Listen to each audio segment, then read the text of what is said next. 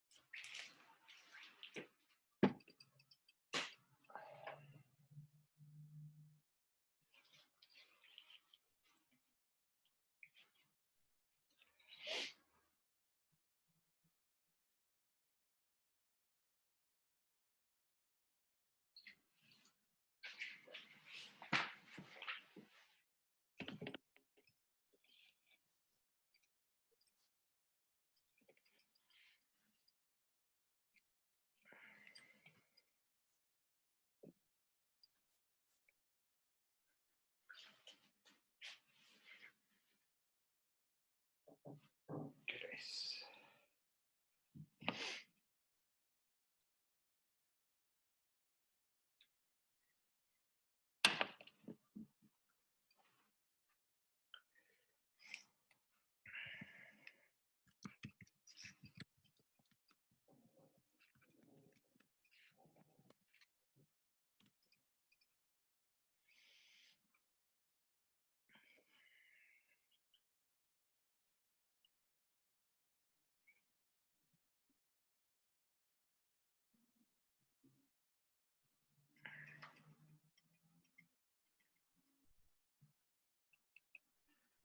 A ver qué fecha.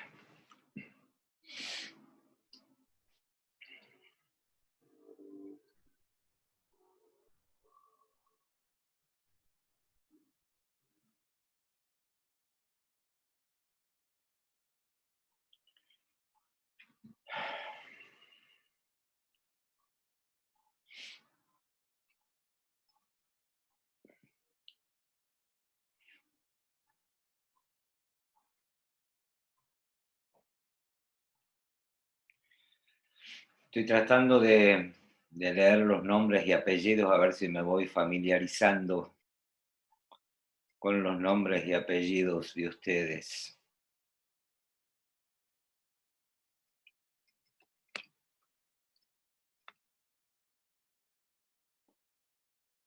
A diferencia del año pasado, espero que este año por lo menos los pueda conocer en el examen, ya que supuestamente los exámenes van a ser presenciales, quiero creer.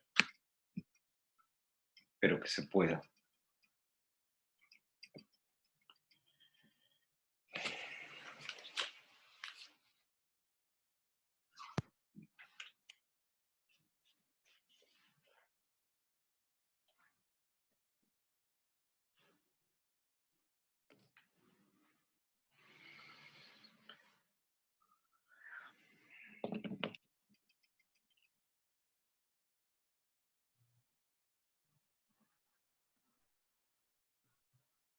Bueno, profe, ¿cómo anda? Hola Juan Manuel, ¿cómo les va? ¿Cómo andás?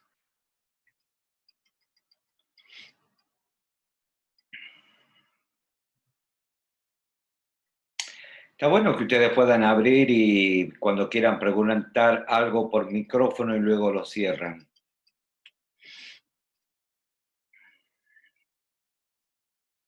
Sí, el otro día descubrí que el profesor de metodología selecciona un par de alumnos y lo hace trabajar en grupo, en una ventana aparte, sin que esté el presente. E hizo como 4 grupos. Está bueno. ¿Ya?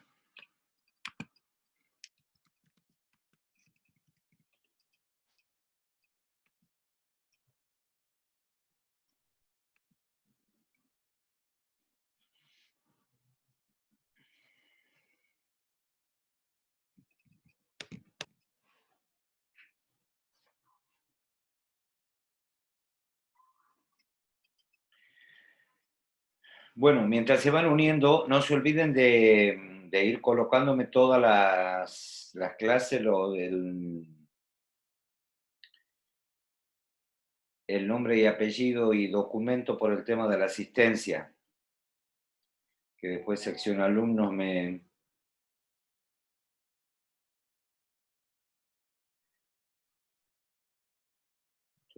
Clases.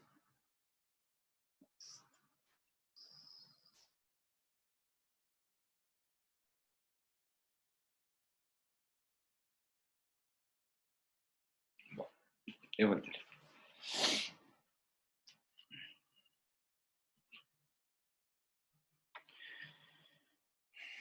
Bueno, chicos, buenas noches. Los saludo. Y mientras se van incorporando, y ya que me habían pedido, recuerdan, creo que estoy en condiciones de darles las fechas del primer y del segundo parcial. El primer parcial, que es el que más tiempo y más complejo nos va a llevar, sería el jueves 3 de junio. Y el segundo parcial el martes 29 de junio, porque la verdad que los temas para el segundo parcial son más fáciles, me llevan menos tiempo y ustedes mismos ya lo van a poder corroborar.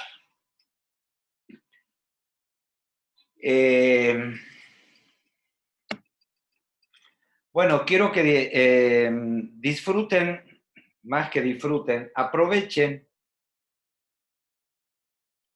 se disfrutan las clases de impuestos, pero bueno, aprovechen es la palabra, la clase de hoy, porque va a ser la última de las clases eminentemente teóricas y generales. ¿Por qué? Porque a partir del jueves ya van a ver que vamos a comenzar específicamente y de lleno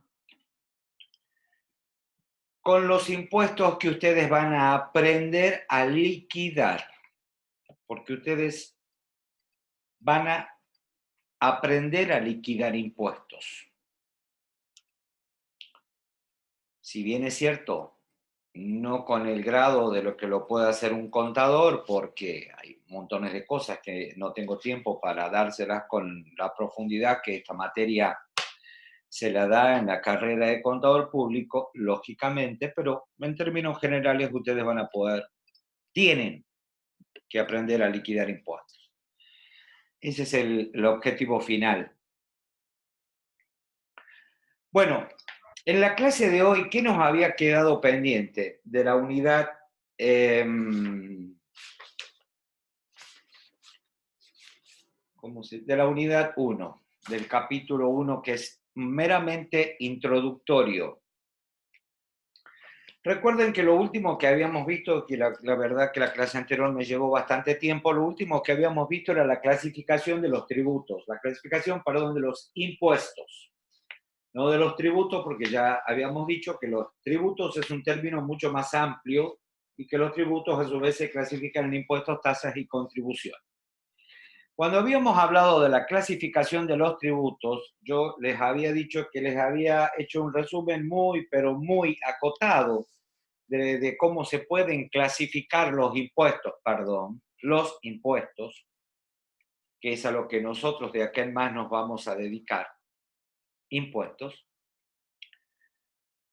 porque la clasificación de los impuestos, dependiendo de la óptica con el que se los mide o mire, es absolutamente diferente.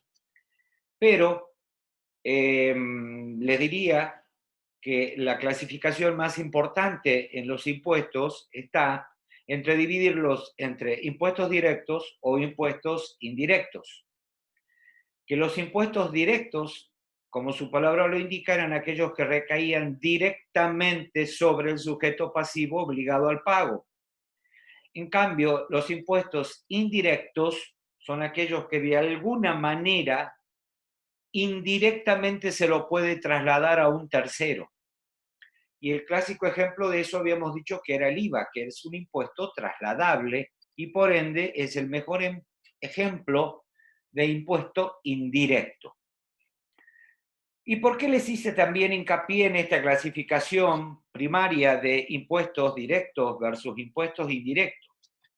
Por algo que vamos a ver hoy.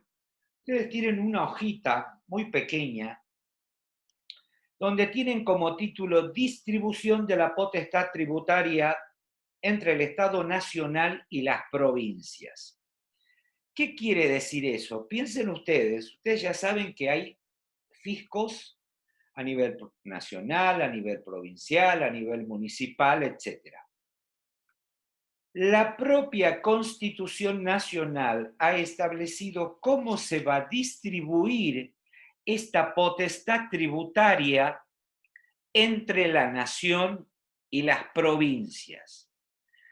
La Constitución no dice nada acerca de las municipalidades, solo establece cómo se va a distribuir la potestad tributaria entre la nación y las provincias. ¿Qué quiere decir esto de cómo distribuir la potestad tributaria? Como hay un abanico muy grande de impuestos, lo que ustedes se tendrían que preguntar ahora, bueno, pues, ¿qué facultad tiene la nación para imponer determinados tributos? ¿Y qué facultades constitucionales tienen a su vez las provincias para imponer determinado tipo de tributos? Porque si no, podemos correr el riesgo de que la nación imponga una serie de tributos que a su vez se superpongan con los tributos que a su vez pretendan imponer las provincias. ¿Se entiende esto? Entonces, para evitar de alguna manera esa superposición de potestades tributarias que todos los estados quieren tenerla, la propia Constitución estableció qué potestad le asigna a cada uno de ellos, es decir, el Estado Nacional por un lado y las provincias por el otro, ya que nosotros tenemos un sistema que es federal, de gobierno federal. Y eso es lo que en dos palabras les voy a mencionar ahora, que está en esta hojita muy resumida y que quiero que lo sepan. Las facultades del Estado Nacional, es decir, corresponde al Estado Nacional o al Gobierno Nacional, primero, exclusivamente y de manera permanente. ¿Esto qué quiere decir? Que solo el Estado Nacional lo puede hacer. Los derechos de importación y exportación y las tasas postales. Las tasas postales es un concepto perimido porque ya no existe más. Entonces, los derechos de exportación y de importación solo los cobra la nación. Es facultad exclusiva de la nación. Con respecto al resto de los impuestos, en realidad, quien tiene las facultades originales son las provincias. Y son, en todo caso, las provincias que tienen esa facultad original de imponer cualquier tipo de tributos, las que, ya vamos a ver, les puede ceder a la nación esa facultad. Siguiendo con el gobierno nacional en el punto 2, fíjense en que dice que en concurrencia con las provincias En concurrencia, ¿qué quiere decir? Que lo puede imponer tanto el gobierno nacional como las provincias. ¿Qué cosa? Los impuestos indirectos al consumo. Ustedes me dirán, bueno, ¿qué ejemplo hay de impuestos indirectos? Bueno, ya sabemos que el IVA es un clásico ejemplo de impuesto indirecto. Lo cobra la nación. En la provincia, un impuesto indirecto al consumo es el impuesto sobre los ingresos brutos, que ya lo vamos a ver después. Y por último, fíjense, dicen que con carácter transitorio, porque hasta el momento estamos hablando de impuestos indirectos. ¿Qué pasa con los impuestos directos? Los impuestos directos solo con carácter transitorio los puede imponer la nación exclusivamente o en concurrencia también con las provincias, pero siempre la nación los va a poder imponer siempre que la defensa, seguridad común y bien general del Estado lo exijan. ¿Qué quiere decir esto? Que en materia de impuestos directos, si bien la facultad también la tienen la nación y las provincias, pero en realidad la nación solo los puede imponer si las provincias le delegan esa facultad y solo por un tiempo determinado.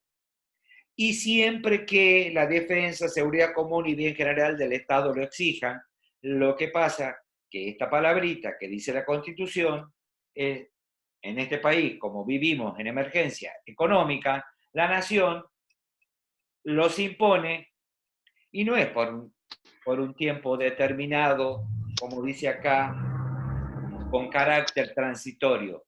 Esa transitoriedad se ha vuelto con los años permanente.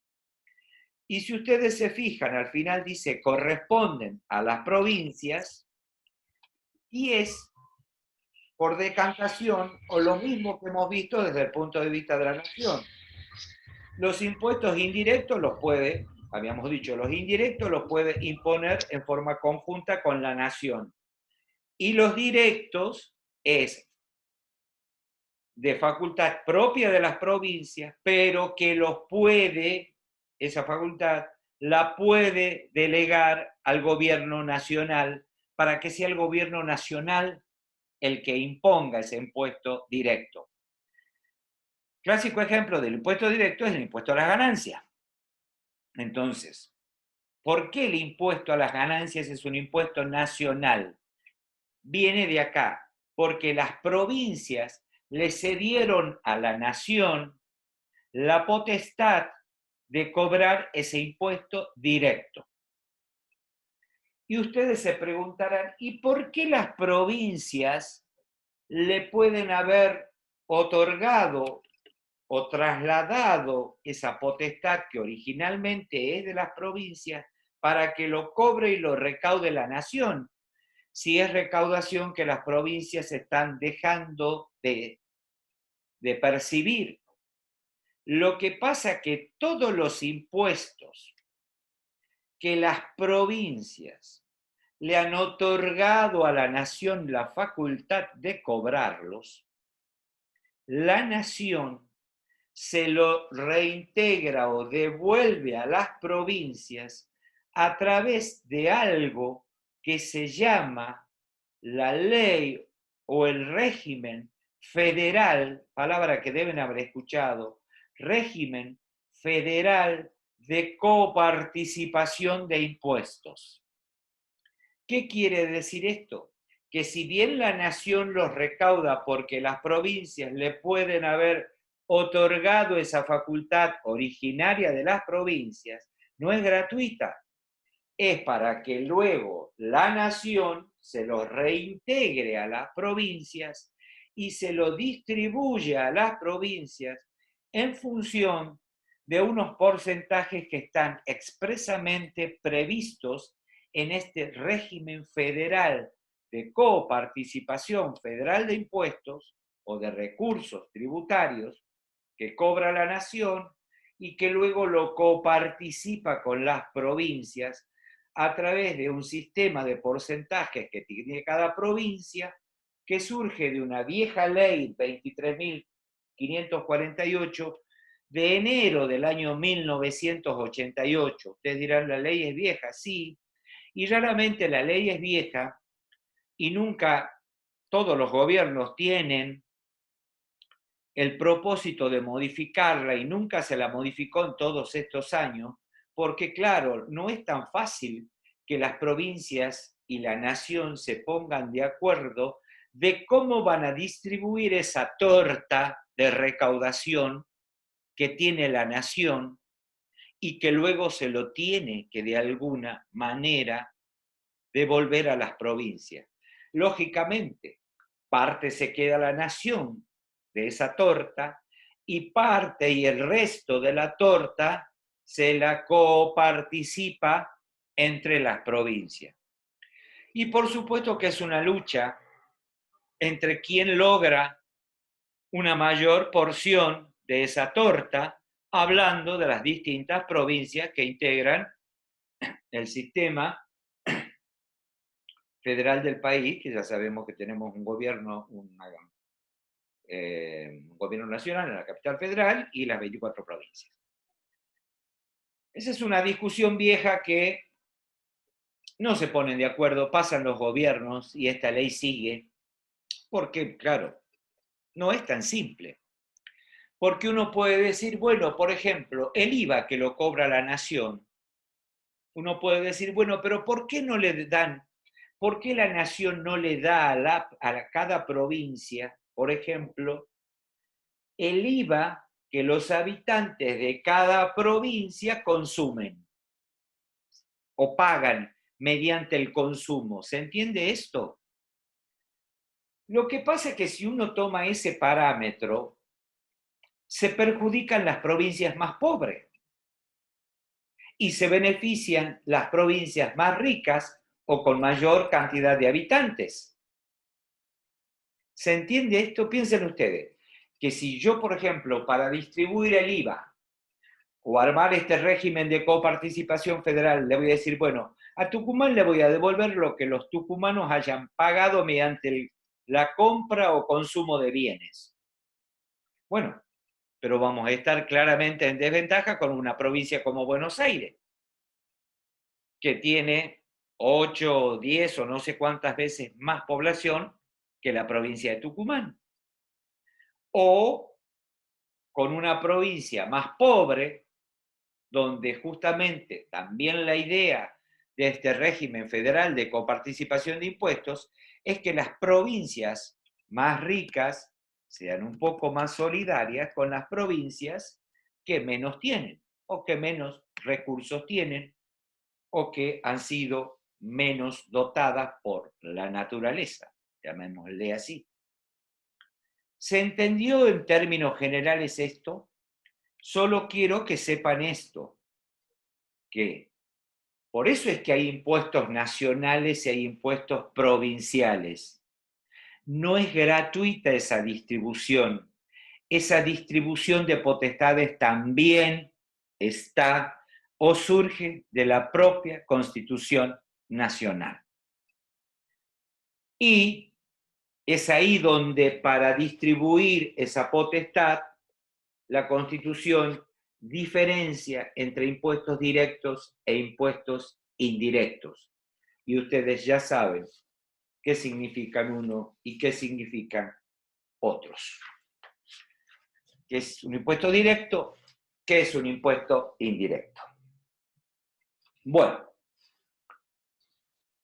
pasemos a algo cada vez más puntual y más específico. Tienen por último en la unidad 1 una guía, yo siempre le llamo guía, resumen, donde tiene como título Introducción a conceptos básicos del procedimiento tributario. ¿Qué significa procedimiento tributario? Ustedes tienen ahí la definición técnica, que yo no se las voy a leer, porque no estoy acá para ponerme a leer cosas, porque si es para leer, ustedes no necesitan de mi presencia. Pero ustedes van a estudiar esta definición técnica como está ahí. Pero ¿qué quiere decir cuando hablamos de procedimiento tributario? El procedimiento tributario dentro de la rama general del derecho es aquella parte del derecho financiero y tributario que se encarga precisamente de regular las relaciones entre la administración tributaria y los contribuyentes. ¿En ocasión de qué? De la liquidación de los impuestos, de inspección, de recaudación, de devolución, de revisión de cualquier tributo, de la imposición de sanciones. Es decir, esto es el régimen macro de la abogacía, por así decirlo, que se llama derecho tributario. Así como hay un derecho penal, hay un derecho comercial, también hay un derecho tributario, que es lo que nosotros nos vamos a inmiscuir de alguna manera en el derecho tributario, que les insisto, es aquella parte, porción del derecho que se encarga de las relaciones entre las administraciones tributarias y los contribuyentes, en todo lo que tenga que ver con la liquidación, recaudación, percepción, fiscalización de los impuestos. Y ustedes tienen ahí técnicamente la definición. Cuando hablamos de administración tributaria, eso ya lo hemos dicho, ya sabemos que nos estamos refiriendo a las distintas administraciones tributarias que existen según el grado o nivel de gobierno que nos encontremos. Donde vamos a tener la administración tributaria a nivel nacional, ejercida por quién, ya hemos dicho, ya lo saben, por la FIP. Las administraciones tributarias de las provincias, que van a ser las direcciones generales de rentas de cada provincia, y las administraciones tributarias municipales, que van a ser las que correspondan a cada una de todas y cada una de las municipalidades y o municipios que existen en la República Argentina. Que en el caso, la mayoría seguramente de ustedes viven en la municipalidad o en el ámbito de la municipalidad de San Miguel de Tucumán, o de la municipalidad de Yerbabuena, o de la municipalidad de La Banda. Generalmente hablamos de la municipalidad de San Miguel de Tucumán porque es la más grande dentro de lo que es la provincia de Tucumán y que es la DIM, la Dirección de Ingresos Municipales, que puede tener un nombre lógicamente diferente en la municipalidad de Yerbabuena, en la municipalidad de La Banda, en la municipalidad de Concepción. Eso dependerá de cada municipio. Cuando decimos DIM, ojo, solo nos estamos refiriendo a la municipalidad de San Miguel de Tucumán. Y a su vez, esas relaciones tributarias, esas relaciones que hemos dicho que están regladas en el marco del derecho tributario entre el fisco, administración tributaria, y el contribuyente, ¿sí?, está reglada en cada ámbito por normas diferentes. A nivel nacional existe lo que se llama, y lo que sería esto que vamos a ver ahora, es la especie de Biblia de cada estamento del Estado. La Biblia a nivel nacional es la Ley de Procedimientos Tributarios, que es una ley 11.683 que rige en el ámbito nacional. En el ámbito provincial y en la provincia de Tucumán, esa especie de Biblia yo le puse ese nombre, se conoce con el nombre de Código Tributario Provincial. Es ahí donde están reguladas todo lo que tenga que ver con los impuestos provinciales.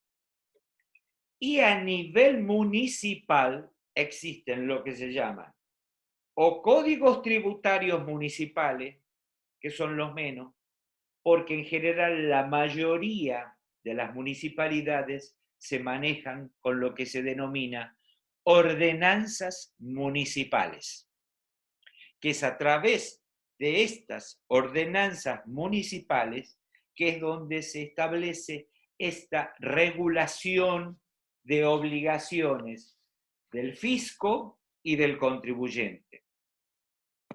Y hablamos de obligaciones y derechos, porque así como el fisco tiene derechos, también tiene obligaciones que cumplir con los contribuyentes, no puede hacer lo que quiera. Y lo mismo pasa con los contribuyentes. Así como nosotros somos contribuyentes, perdón, siempre me aparece una leyenda acá en esta pantalla que no la puedo sacar, y así como los contribuyentes tienen obligaciones, también tenemos derechos. Y ese marco regulatorio de obligaciones y derechos, tanto para el Estado, tanto para los particulares, están regladas en estas normas. Si nos referimos al ámbito nacional, vamos a hablar entonces de Ley de Procedimiento Tributario. Cuando nos remitamos a la provincia de Tucumán, vamos a hablar de Código Tributario de la provincia de Tucumán. Cuando nos refiramos a alguna municipalidad, generalmente vamos a hablar de una ordenanza municipal. ¿Se entendió esto? ¿Me siguen hasta ahí? Sí, profe. Ok. ¿Qué es lo que vamos a ver ahora? Un poquito de cuáles son, más o menos en términos generales, para que ustedes tengan una idea de estas regulaciones, muy resumidas, por supuesto, en el ámbito nacional, que hemos dicho que están establecidas en la Ley de Procedimiento Tributario 11683.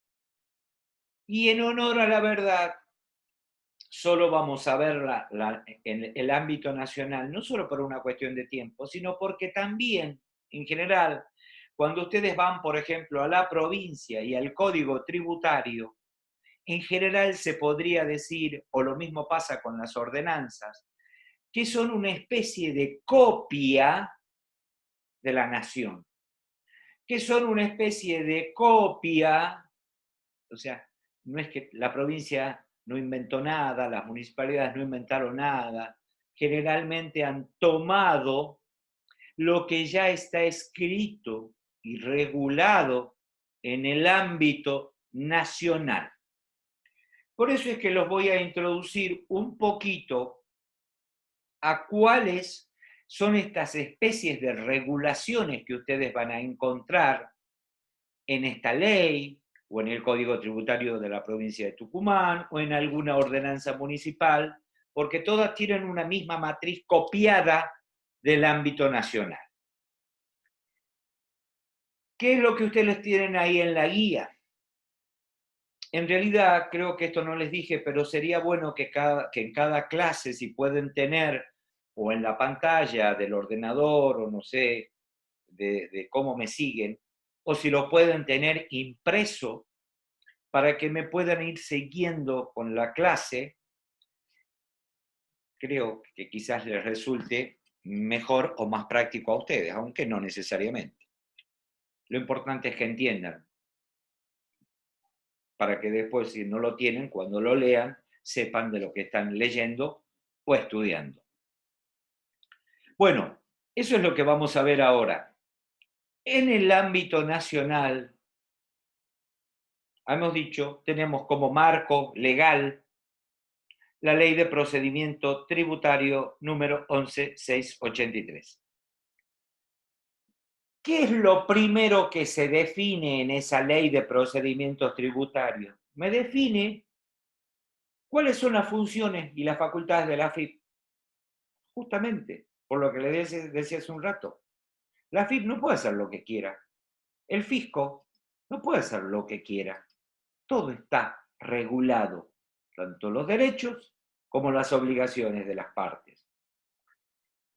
Y la AFIP, eso ya lo saben, por decantación de lo que ya hemos dicho en las dos clases anteriores, ya sabemos que es el organismo que tiene a su cargo la ejecución de la política tributaria a nivel nacional.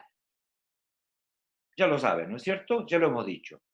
Así como rentas, la DGR sería el organismo que tiene a su cargo la ejecución de la política tributaria a nivel provincial.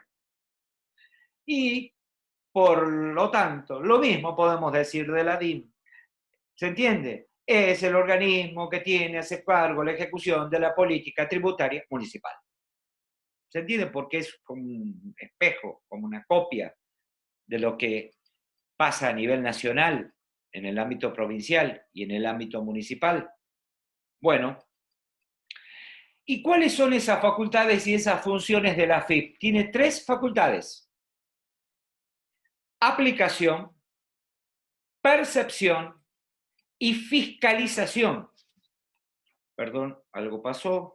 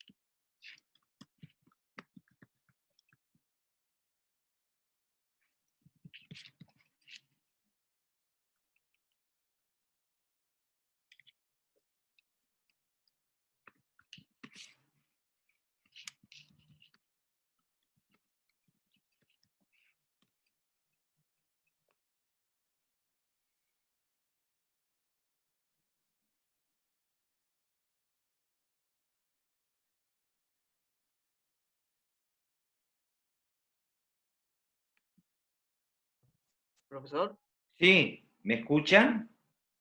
lo estamos escuchando y viendo. ¿Me están viendo? Sí, profe, se ve todo bien Sí. en clase. Y yo no sé qué he hecho entonces ahora. Pensé que ¿Usted me... no está en la cuenta? ¿No está en la cuenta de Zoom? ¿No tiene nada de la aplicación en la pantalla? Estoy tratando de entrar en la cuenta del Zoom, pero ahora no me dice, no me da la posibilidad de iniciar. A ver. Entrar. Perdón, pensé que había sido... A ver, volver a la reunión. Ahí estoy, perdón. No, es que ¿sabes lo que pasa? Alguien ya me había comentado esto. Es más, a Gabriela le había pasado con otra materia. Que alguien como estoy con el Zoom de la facultad, que ustedes saben, la facultad este año pagó una X cantidad supongo, de asistentes para que las cátedras puedan utilizar el Zoom en forma pagado por la facultad. Yo el año pasado lo había hecho en forma particular. Y me había comentado de que estaba dictando clases y que es como que se lo habían deshabilitado porque entró otra materia. Y pensé que había sucedido esto. Bueno, por suerte no entonces. O sea que me escucharon en todo momento. Sí, profe, perfecto. Lo vemos y lo escuchamos bien. Bueno, me asusté porque dije, bueno, no sé cómo voy a hacer para comunicarme y comentarles lo que me había pasado. Bueno, mejor.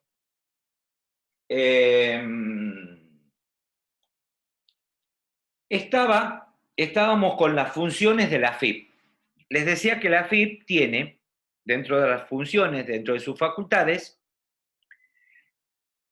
su tarea es la aplicación, percepción y fiscalización de los impuestos a su cargo.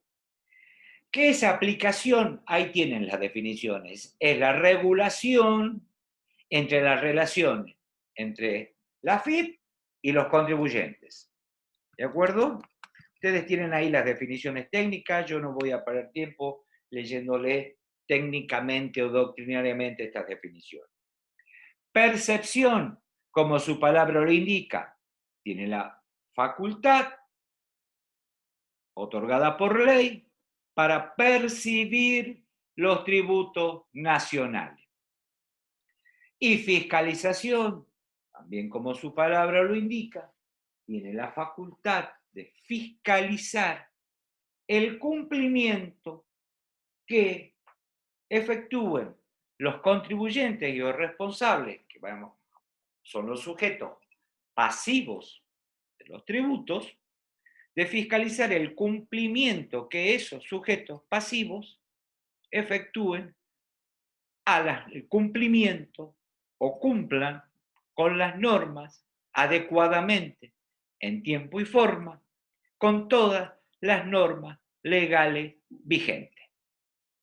¿Sí? Eso en cuanto a facultades de la FIP. Siguiendo con estos conceptos que les quiero introducir en materia de procedimiento tributario, vayamos a otro puntito. ¿Qué más está regulado? Está regulado la forma de cómo van a determinar los tributos los contribuyentes, los sujetos pasivos de los impuestos, que ya sabemos que de alguna manera somos todos. De alguna manera uno en este país termina siendo sujeto pasivo de algo. Nadie se salva. Que tengamos o no que presentar declaración jurada, eso va a depender de cada tributo y lo vamos a ir viendo a medida que avancemos con cada impuesto. Les decía entonces que también se establece en este marco normativo general de procedimiento cómo van a determinar los sujetos pasivos los tributos. Y existen dos formas de determinación de los impuestos. Lo que se llama autodeclaración, que es una, y la segunda forma es liquidación administrativa por parte del fisco. ¿Qué quiere decir autodeclaración? Como su palabra lo indica, cada uno declara el impuesto y lo declara al impuesto mediante algo que se llama declaración jurada, que seguramente término que ustedes lo deben haber escuchado sin duda alguna vez en la vida. Declaración jurada de impuestos. Es el propio contribuyente en este sistema el que dice, estos son mis ingresos, por ejemplo, en el impuesto a las ganancias le dice al fisco, estas son mis ganancias, estas son mis rentas, y por lo tanto este es mi tributo a pagar, mi impuesto a pagar. Por eso se llama sistema de autodeclaración. Es el propio contribuyente el que determina el impuesto y lo determina mediante una declaración jurada. Por eso se llama autodeclaración. Ustedes lo declaran, porque lógicamente el fisco no sabe cuáles son, por ejemplo, en el impuesto a las ganancias, cuáles son las ganancias que obtienen cada uno de ustedes.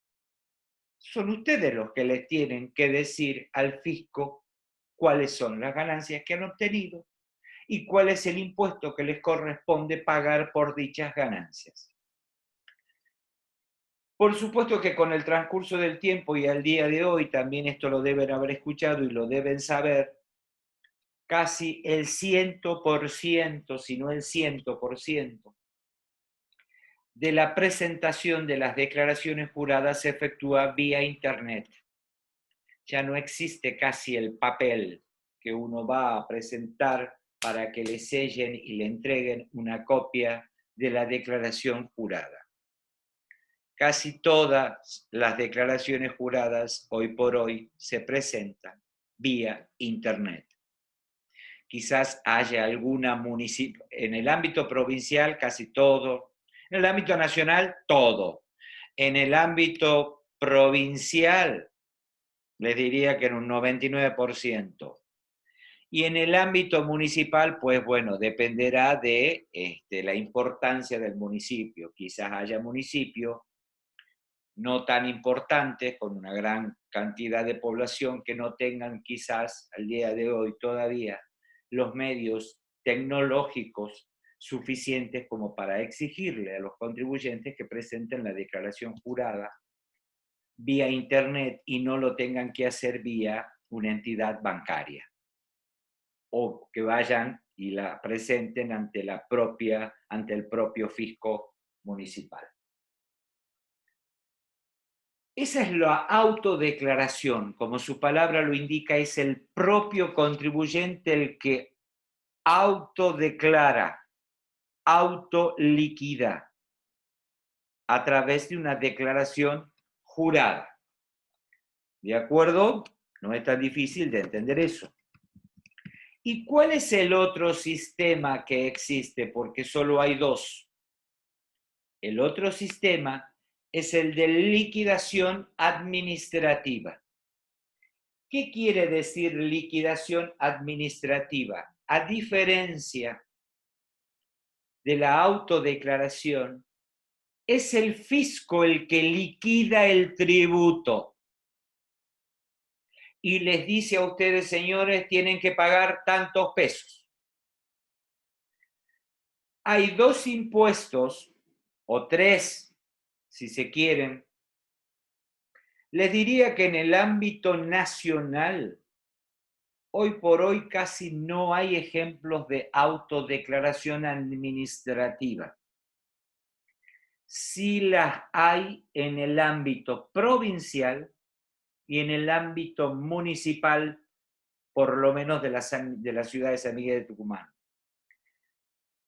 ¿Qué les parece a ustedes? A ver, piensen, ¿qué impuestos, si alguno de ustedes conocen en el ámbito provincial, que les parezca que sea de liquidación administrativa? Es decir, les llega una boletita a su domicilio donde el fisco les dice tienen que pagar tanto de tal tributo, de tal impuesto.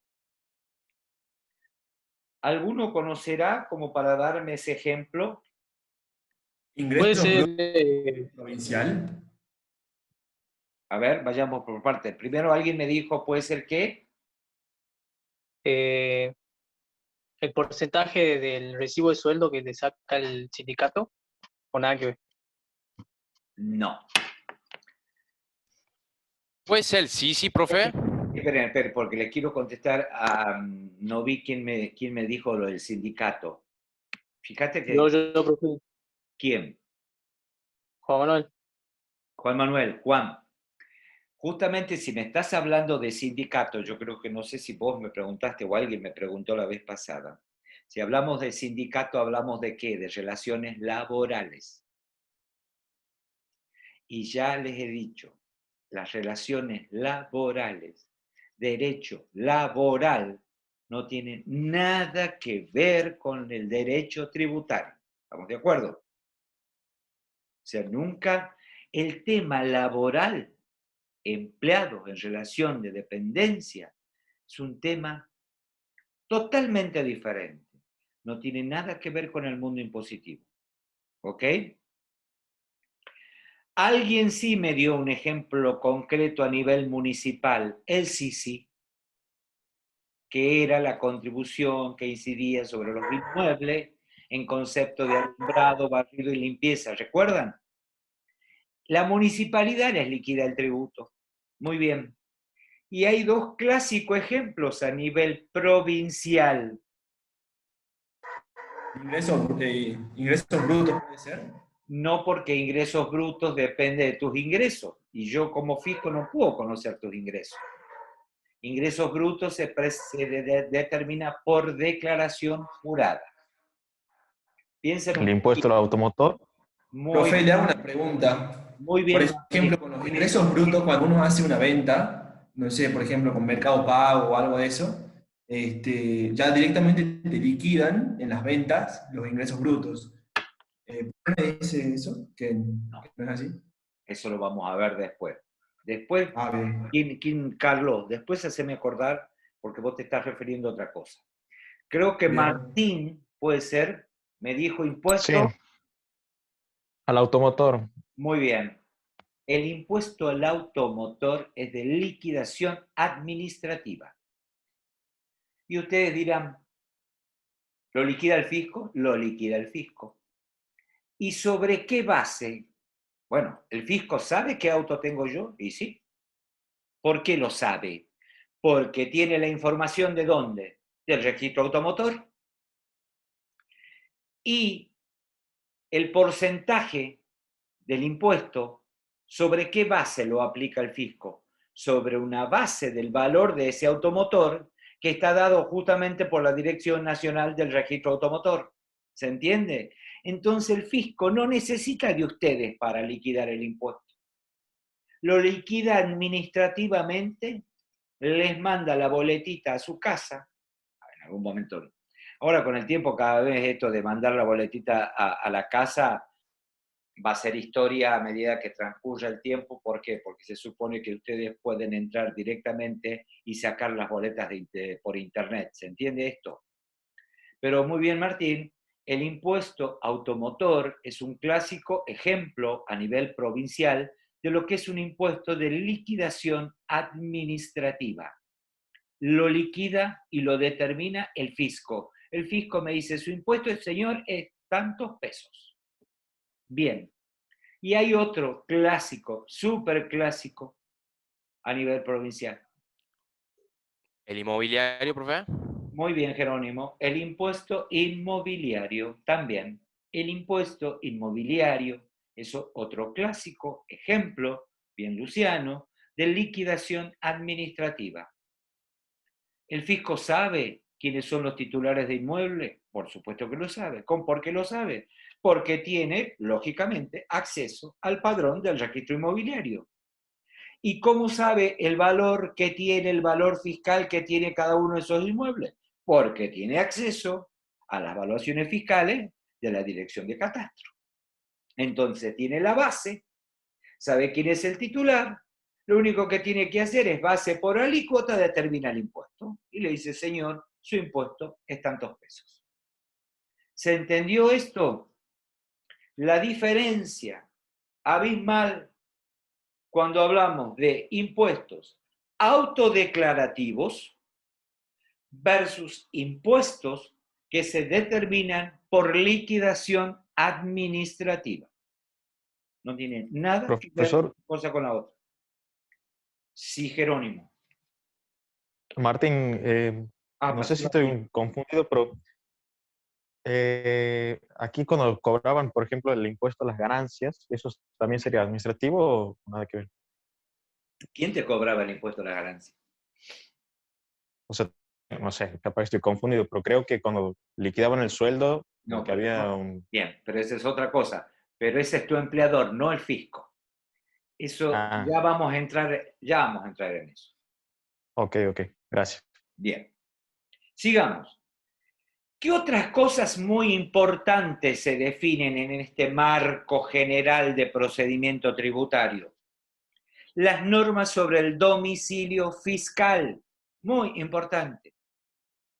Así como cada uno tiene un domicilio legal en su documento de identidad y que solo es válido a los efectos legales, en el ámbito tributario todos tenemos que tener sí o sí un domicilio fiscal declarado. Lógicamente, les digo declarado porque es lógico que el fisco no sabe cuál es el fisco puede conocer el domicilio legal, pero el domicilio legal puede o no coincidir con el domicilio fiscal. De allí que el domicilio fiscal tiene que ser declarado ante el fisco y comunicado por cada uno de los contribuyentes.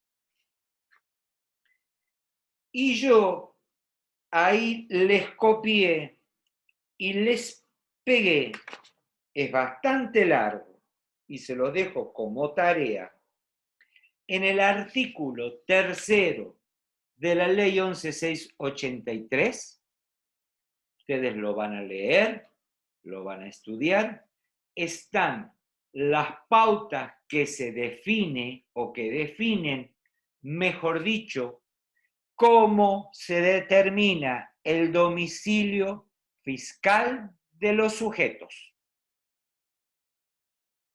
Y tienen también copiado a continuación, para que no tengan necesidad de acudir a la ley, el artículo sin número agregado a continuación del artículo 3º. En impuestos van a escuchar mucho eso de ¿qué es eso del artículo sin número agregado a continuación de tal artículo? Eso pasa por las permanentes modificaciones que se les hacen a las leyes y que no se les ordena con un nuevo texto ordenado. Entonces, cuando se modifica una ley se pone, bueno, incorpórase como un nuevo artículo a continuación del artículo 3º. ¿Sería como un bis? Sería como un bis.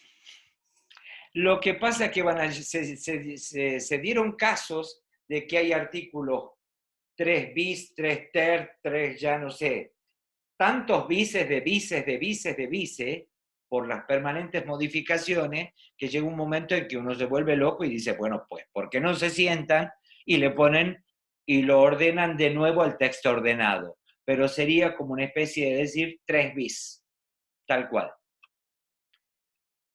¿Y por qué está el 3 bis? Porque en realidad el 3 bis les diría que hoy por hoy y a medida que pase mucho más el tiempo, va a ser lo que más va a prevalecer.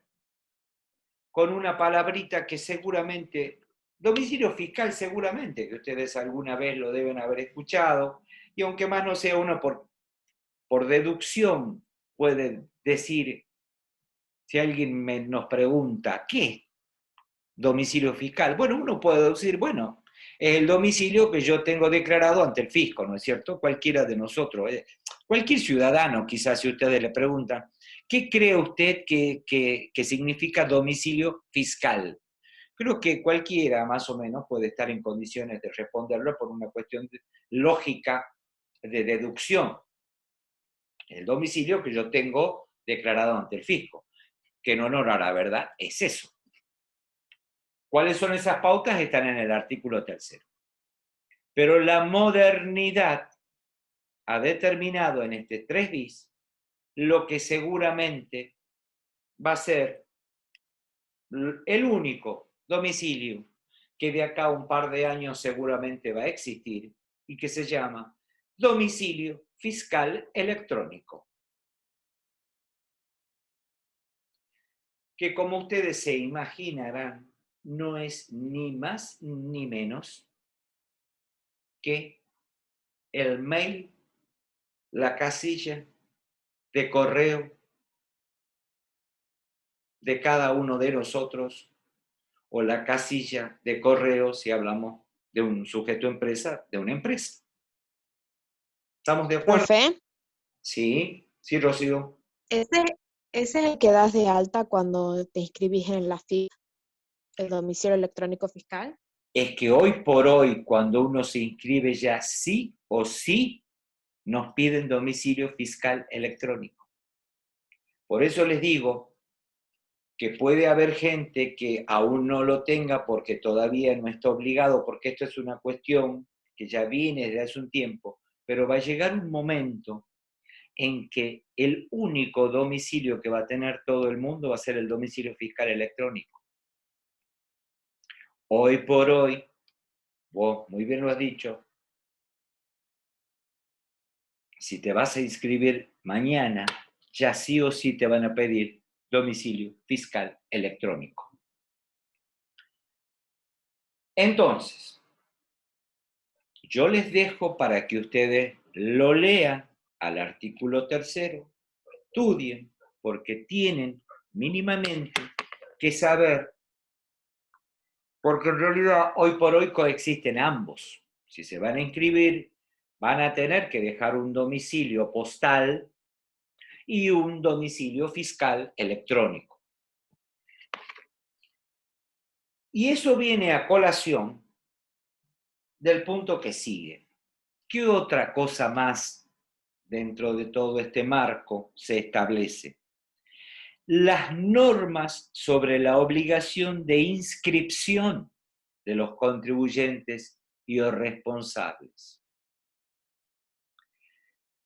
Todos estamos, de alguna manera, excepto en los impuestos de liquidación administrativa, donde es el fisco el que me liquida. Pero si yo tengo que autodeclarar mi impuesto, que lo tengo que hacer sí o sí a través de una declaración jurada, obviamente, ¿qué necesito previamente para poder presentar una declaración jurada? Inscribirme ante el fisco. Lógicamente, si no, nunca voy a poder presentar mi declaración jurada, que es ni más ni menos lo que a nivel nacional, seguramente ustedes ya lo saben, se conoce como solicitar la, ¿qué cosa?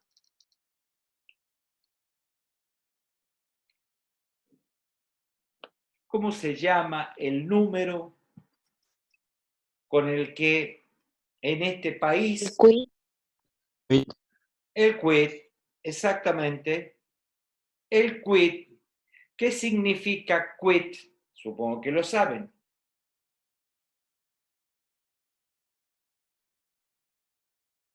Código universal de... Tributario. Código único de identidad tributaria, algo así. A ver si me lo escriben en el chat.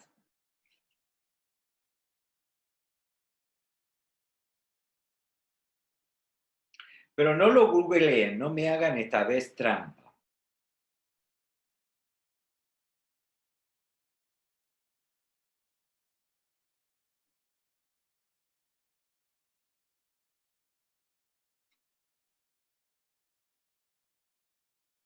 Bien. Bien. Quit, exactamente. Eso quiere decir quit. Código,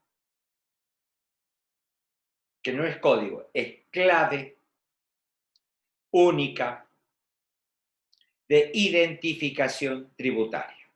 Bien. A diferencia del QUIL, que si ustedes ya han hecho laboral, saben que QUIL es otra cosa. ¿Estamos de acuerdo hasta ahí? Bueno. Hablando de quit, que todo el mundo tiene que tener, por esto de que seguramente uno es sujeto pasivo de algo, les voy a dar la primera tarea del taller, que luego, si tienen alguna duda, lo van a ver con Gabriela. Y es, anoten, ¿cuál va a ser la tarea de ustedes? Entrar a la página de la FIP y ver qué necesitan, porque inclusive ya hoy a la quit se la puede solicitar hasta vía online. Por lo menos para que ya ustedes puedan decir, ah, si querés yo te saco, te inscribo, te saco la quit, te hago el trámite de inscribirte ante la FIP. Por lo menos quiero que lo hagan y que lo sepan de una persona humana, porque de una persona jurídica, de una sociedad, es, no sé si más complejo, pero necesitan tener otro tipo de datos. Pero hagan la prueba de saber cómo se obtiene la quit. Y eso se los dejo como tarea. Es sencillo, ya hoy y más desde el año pasado con la pandemia, la quit se puede solicitar totalmente en forma online. Y ustedes que son reyes absolutos de la tecnología, pueden perfectamente solicitarla vía online. Y de esa manera saber o inscribir a alguien que quiera solicitar su quit. Porque inclusive esa quit a nivel nacional es la misma quit que luego la Dirección General de Rentas va a tomar como número de inscripción. Antes, Rentas tenía su propio número, su propio padrón. Hoy por hoy, la tecnología ha hecho que ya esos padrones, si bien existen, porque por ejemplo, en el automotor, en el impuesto automotor ustedes tienen un número de padrón, en el impuesto inmobiliario ustedes tienen un número de padrón, pero en ingresos brutos, por ejemplo, ya no les dan un número distinto, les dan el mismo número de quit que les otorgó la FIP. ¿Se entiende? Es más, hay un proyecto que está vigente, que se pretende que exista lo que se llama registro único tributario, el RUC, y que que una vez que uno se inscriba en ese único registro tributario, se inscriba a su vez en cuanta administración tributaria exista. ¿Se entiende esto? Pero eso aún no sé, mejor dicho, está en implementación. No todas las provincias se han adherido. Tucumán se adhirió, pero todavía no lo está aplicando. Lo cual no estaría mal para que uno no vaya inscribiéndose en las distintas administraciones tributarias. ¿Se entiende esto? Con que nos inscribamos y tengamos un único número de registro que nos sirva para la FIP, para renta, para las municipalidades, para las comunas, etc. ¿Se entendió eso? Pero eso es proyecto. Les dejo entonces como tarea que ustedes entren a la página de la FIP y vean qué pasos y qué necesitan para solicitar la quit de una persona humana. Sigamos. Una vez que tenemos la quit, profe, ¿comienzan a cobrarte algo? ¿O ¿cómo es el tema ahí? Una vez que uno está inscrito. No voy a decir que Les metamos una sugiero que página. no saquen su propia quit. ¿Por qué? Porque en honor a la verdad, cuando ustedes sacan la quit, hay algo que van a tener que sí o sí les va a pedir el sistema y es ¿en qué impuesto se inscriben? ¿Se entiende esto?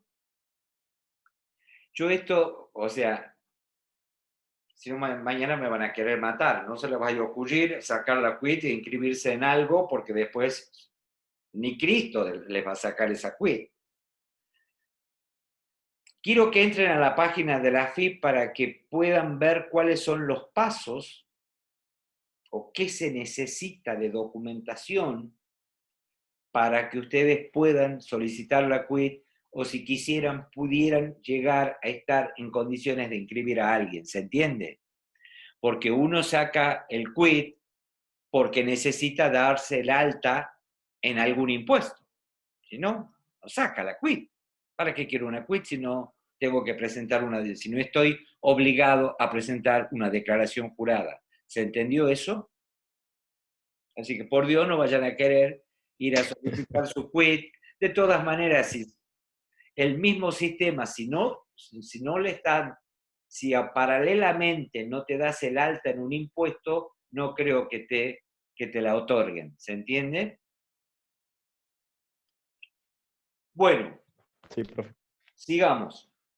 ¿Qué más se establece en toda esta Biblia que yo les llamo así como marco general? Las multas, el concepto multas. Y multas es un concepto que en el ámbito tributario se utiliza mucho y que se supone que son las multas que el fisco o los fiscos están facultados a imponer por el incumplimiento de las obligaciones por parte de los contribuyentes y los responsables. Llámese obligaciones materiales u obligaciones formales. Ya que les nombro la palabra, ustedes me pueden preguntar cuál es la diferencia entre una obligación material y una obligación formal. Una obligación material es tener que pagar un impuesto. Obligación formal es presentar la declaración jurada. ¿Se entiende? Sigamos. ¿Qué otras cosas se establecen en este gran marco? Se establecen las obligaciones de los contribuyentes, las restantes obligaciones, que ya ustedes las pueden ir deduciendo. Presentar declaraciones juradas, cómo se van a pagar los tributos, qué pasa si los tributos lo pagan fuera de término. Y como se imaginarán, si ustedes pagan un impuesto fuera de término, tienen que pagar intereses resarcitorios y o punitorios. ¿Qué otras obligaciones tienen? Obligaciones de contestar algún requerimiento que el fisco le haga de información. Obligaciones de atender una inspección de la AFIP, si algún día un inspector de la AFIP les toca la puerta de su casa o de la empresa. ¿Se entiende? O sea, está todo el universo posible que a medida que transcurra el taller ustedes lo van a ir vivenciando, de todas las obligaciones que tenemos como contribuyentes y o responsables. Y, si bien es cierto, no está acá, ya se los dije, pero también están nuestros derechos. Y dentro de nuestros derechos está, por ejemplo, la palabrita que viene a continuación como punto G, el proceso recursivo en los casos de determinación de oficio. ¿Qué significa con la palabra determinación de oficio? Es cuando el fisco les hizo una fiscalización y les determinó un ajuste en el impuesto declarado. Ustedes declararon, bueno, mi impuesto a la ganancia es 100 pesos. Ustedes lo declaran, pero como el fisco tiene la facultad de fiscalizar esa declaración jurada con los datos que ustedes están declarando, puede suceder que lo que ustedes declaren no se ajuste a la realidad y que por ende sean pasibles de que el fisco les haga un ajuste de impuestos.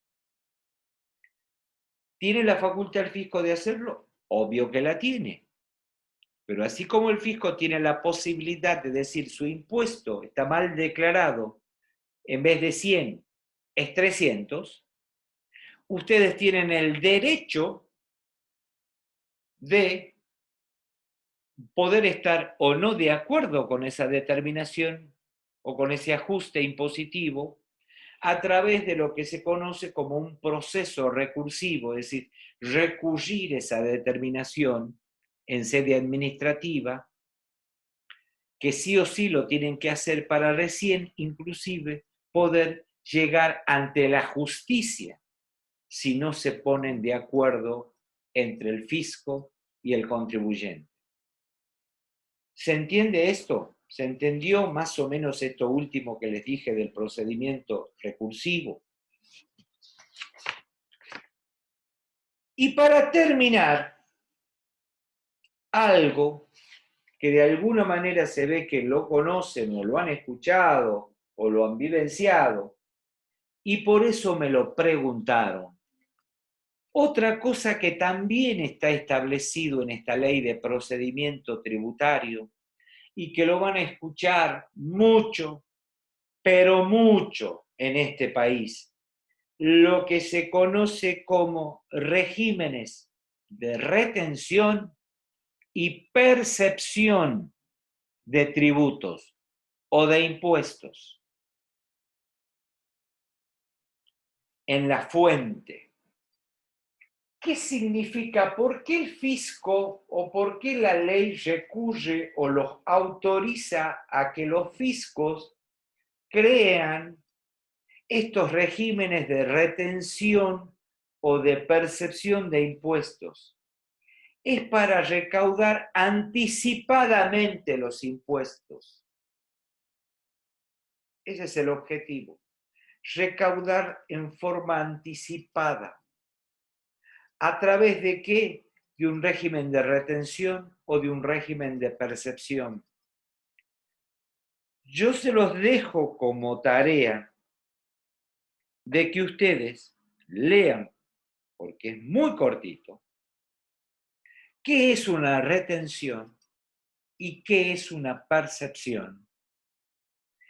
Porque ustedes van a escuchar mucho en este país: vendo y percibo impuestos o pago y me retienen impuestos. Esto va a colación, inclusive porque alguien me habló, o quizás alguno de ustedes, puede trabajar en relación de dependencia y me puede decir: a mí, mi empleador, cuando me paga el sueldo, me retiene el impuesto a las ganancias. ¿Lo puede hacer? Sí. ¿Y por qué lo puede hacer? Porque tiene instrumentado un régimen de retención que ese empleador está obligado a observar porque ha sido denominado por el fisco agente de retención. Entonces, existen los llamados regímenes de retención y percepción. El fisco lo que hace es designa a determinados sujetos agentes de retención o a determinados sujetos lo designa agentes de percepción de impuestos. Esos impuestos que recauda en forma anticipada de estos sujetos, para el sujeto pasible de retención o para el sujeto pasible de percepción, es un impuesto adelantado que están pagando y por ende es un pago a cuenta en cabeza del sujeto pasivo que sufre la retención o en cabeza del sujeto pasivo que sufre la percepción. ¿Se entendió más o menos esto? Si no lo entienden cuando lo leen, vamos a buscar después ejemplos en la práctica o más adelante ya van a ver que estos conceptos, régimen de retención, régimen de percepción, los van a acompañar. O el concepto retención los van a acompañar, o el concepto percepción los va a perseguir en la medida que avancemos con el taller.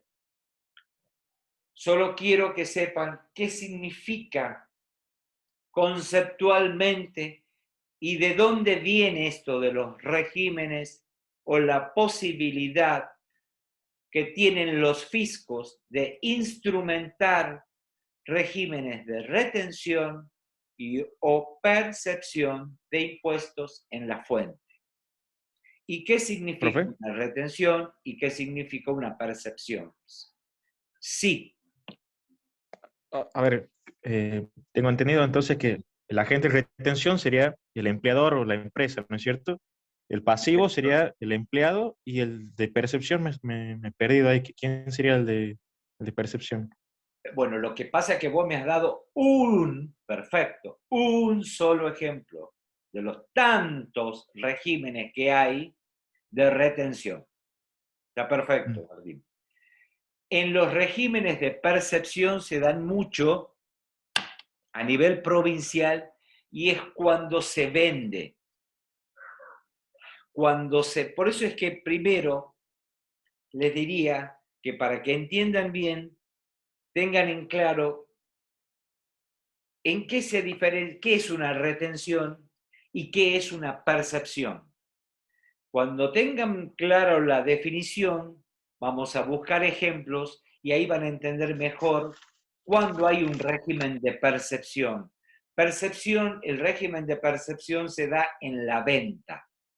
Cuando alguien vende, te adiciona un impuesto porque está designado agente de percepción. No sé si te quedó claro, Martín. Sí, sí. Quizás no, pero eso lo vamos a... les va a resultar estos conceptos mucho más claros a medida que avancemos.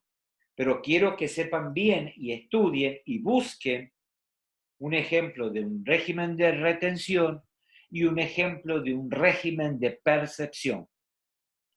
Que a nivel provincial hay muchos. O por lo menos a nivel de lo que es impuesto sobre los ingresos brutos. Bueno,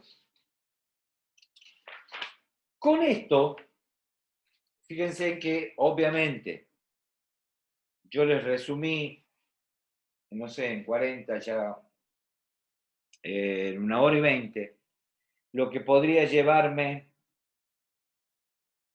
meses de clases estudiar procedimiento tributario. Simplemente les di un par de ejemplos de que cuando hablamos de procedimiento tributario y de ley de procedimiento tributario, o cuando escuchen Código Tributario de la provincia de Tucumán, o Código Tributario Municipal, ¿de qué estamos hablando? ¿Se entiende? Son códigos, leyes, que, dicho en 2 palabras, donde está reglamentado todo lo que tenga que ver con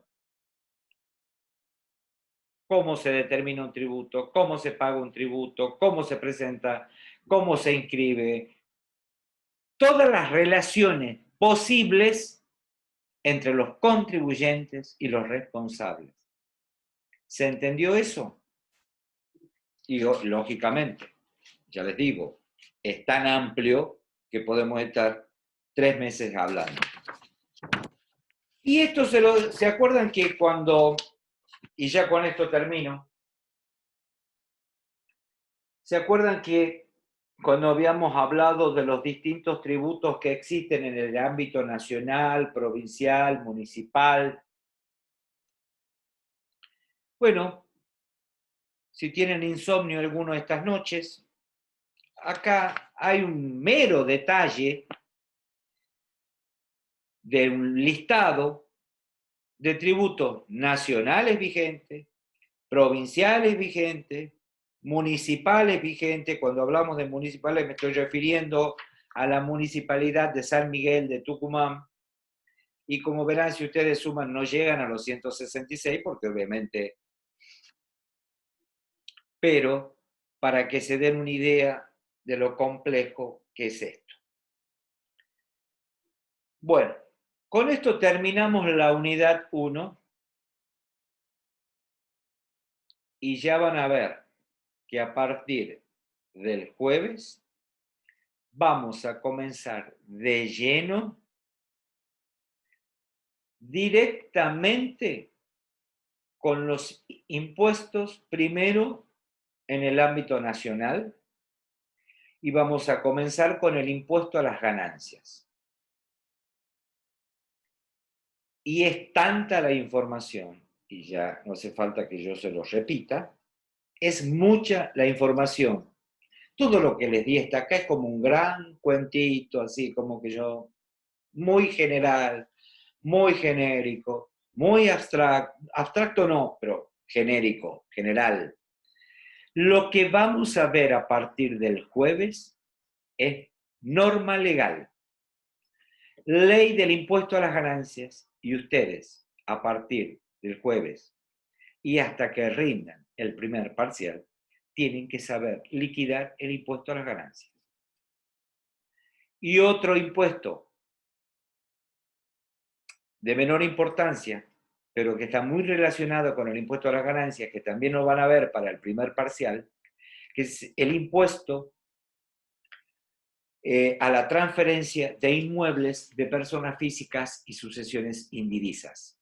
Es decir, para el primer parcial, ustedes van a tener este marco general teórico que yo les acabo de dar, pero concretamente tienen que saber liquidar impuesto a las ganancias y lo que se conoce como ITI, que es la sigla de impuesto a la transferencia de inmuebles. Inmuebles de, siempre que esa transferencia lo efectúen personas humanas o sucesiones indivisas. Bueno, además ya es tarde, yo pensé que hoy me iba a desocupar mucho más temprano. A partir, entonces, termino acá. A partir del jueves les diría que deben seguirme sí o sí, porque la información, esto que les he dado es como una introducción a jardín de infantes. Hagan de cuenta que estas 3 clases han venido a jardín de infantes tributario. Chiquitos que corretean así, igual que en un jardín de infantes tributario. Pero a partir del jueves van a ver específicamente impuestos. Sí, las fechas son el 3 y el 29 de junio, los 2 en junio.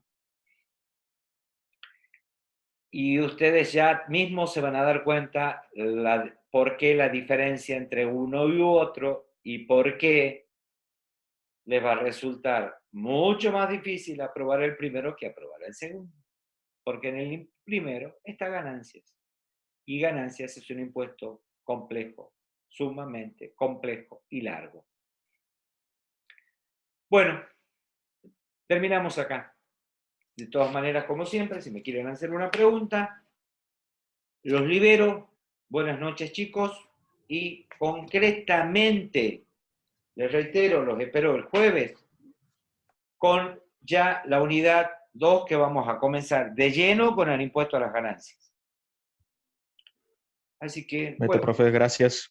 liberados. Hasta el Hasta jueves. luego. Profe, tengo una pregunta. Chao, profe, Sí. gracias. Chao, chao. Sí, sí, Juan Manuel. Perdón, tengo yo una pregunta. Le quiero hacer que cuando usted habla de rentas y la Dirección General de Rentas y la DGI, que me imagino que es la Dirección General de Impuestos, ¿es lo mismo? No. A ver. La AFIP, ¿qué hemos dicho que es la AFIP? Es el órgano a nivel nacional. Sí. Cuando hablamos de DGR, es el órgano o la administración tributaria a nivel provincial. Cuando hablamos de DIM, es el órgano tributario de la Municipalidad de San Miguel de Tucumán. No tiene nada que ver una cosa con la otra. Lo que pasa que te confundes. Ahora, ¿hasta ahí estamos bien? Son tres Sí, administraciones sí, sí, diferentes. entiendo. Sí. Lo que pasa que dentro de la AFIP, antes la AFIP se llamaba DGI.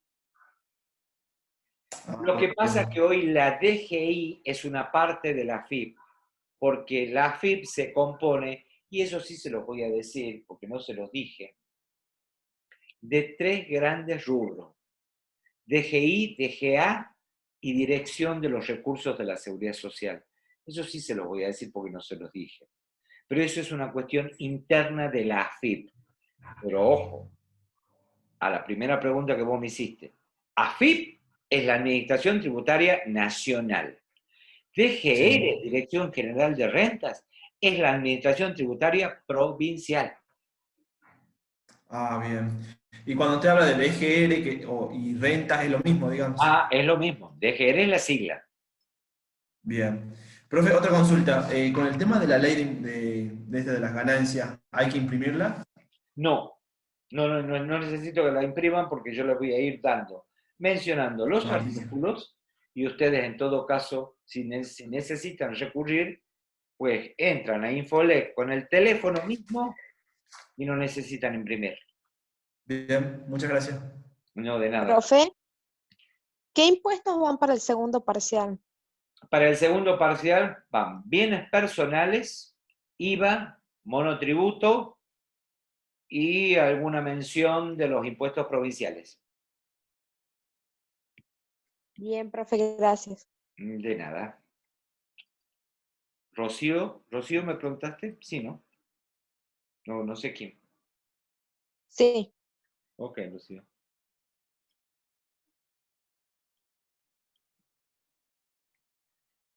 Bueno, listo, chicos. ¿Alguna pregunta? Ah, profe, gracias. Bueno, Ninguna, profe. Buenas noches. Gracias, hasta luego. buenas noches. Hasta el jueves. Chao.